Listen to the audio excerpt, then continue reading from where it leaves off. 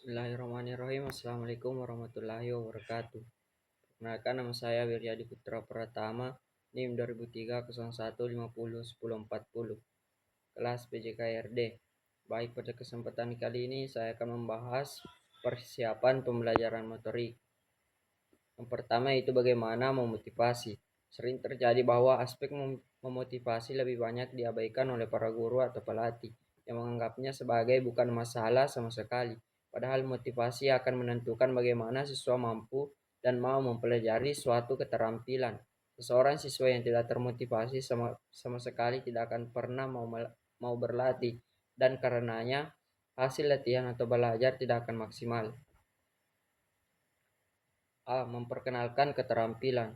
Memperkenalkan suatu keterampilan kepada murid merupakan satu upaya untuk memotivasi mereka agar tujuan tersebut tercapai. Tentunya upaya memperkenalkan keterampilan tadi harus memenuhi suatu ketentuan.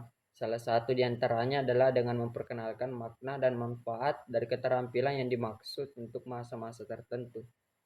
B. Menentukan tujuan belajar. Cara lain yang baik untuk menumbuhkan motivasi adalah dengan cara menetapkan sasaran atau tujuan belajar. Mintalah siswa untuk mencoba menetapkan tujuannya, misalnya untuk menjadi pemain yang baik dalam tim sekolah ataupun perkumpulan tertentu. 2. Knowledge of result. Penelitian-penelitian terdahulu yang telah menyumbangkan konsep bahwa latihan sendiri tidak membuat sempurna adalah penelitian tentang pembuatan garis pada orang-orang yang ditutup matanya ketika mereka tidak diberitahu tentang hasil dari apa yang mereka kerjakan. Mereka tidak memperlihatkan kemajuan dalam latihannya. Sejak saat itu, banyak penelitian yang menganalisis metode dan materi yang bervariasi telah cenderung menunjukkan pentingnya pengetahuan penampilan atau pengetahuan tentang hasil penampilan dalam proses pembelajaran gerak.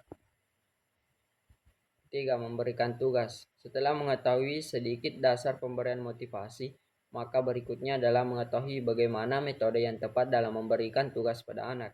Yang pertama, pemberian instruksi. Memberikan instruksi adalah peristiwa umum dalam hampir setiap pengajaran. Instruksi tersebut biasanya diucapkan meskipun bisa dituliskan dan memberikan informasi tentang aspek yang paling penting dari suatu keterampilan. 2. Modeling dan demonstrasi. Media yang paling baik dalam pemberian instruksi perlatihan adalah alat bantu visual, seperti gambar dari suatu teknik atau keterampilan yang benar, klip film, video, atau demonstrasi oleh kawan sekelas atau oleh guru sendiri.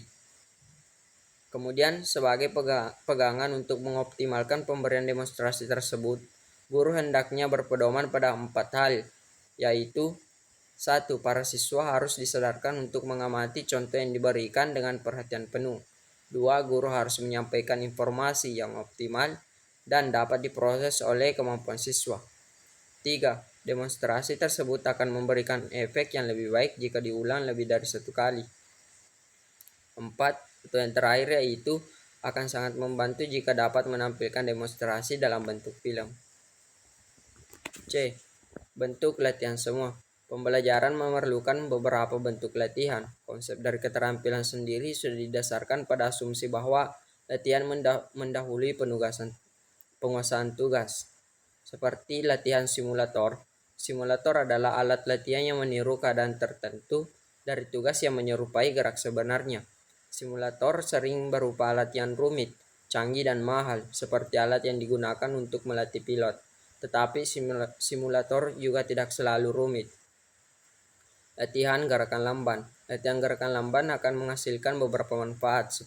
Satu parameter dari program gerakan yang generalisasi adalah kecepatan umum. Nilai yang dapat divariasikan oleh pelaku bergantung pada seberapa lamban dan cepat mereka memutuskan untuk melakukan pola geraknya. Teknik latihan mental atau mental rehearsal. Dalam wacana pembelajaran gerak, kini muncul kesadaran bahwa upaya penguasaan keterampilan tidak hanya difokuskan pada pembelajaran geraknya saja, melainkan disadari perlunya menyisihkan waktu untuk latihan mental atau mental rehearsal. Latihan mental adalah proses latihan dengan cara memikirkan atau membayangkan secara mental aspek tertentu dari keterampilan yang sedang dipelajari tanpa terlibat dalam segala macam gerak sesungguhnya.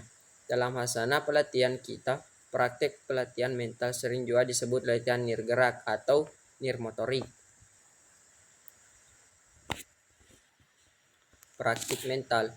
Teori awal dari latihan mental dirumuskan oleh Seket pada tahun 1934 yang mengusulkan bahwa jenis latihan nirgeraki ini memudahkan pembentukan elemen simbolik dari keterampilan. Misalnya, seorang perenang pemula dapat mengingatkan gerakan menari dan gerakan memasukkan tangan sebagai bagian dari gerakan lengannya. Pembayangan mental. Jenis khusus dari latihan mental sering disebut sebagai pembayangan mental atau mental imagery. Selama pembayangan mental, anak atau atlet berusaha untuk melihat dan merasakan dirinya seperti benar-benar sedang melakukan keterampilan. Baik, sekian dari hasil presentasi saya. Lebih dan kurangnya mohon dimaafkan. Billahi taufiq wal hidayah. Wassalamualaikum warahmatullahi wabarakatuh.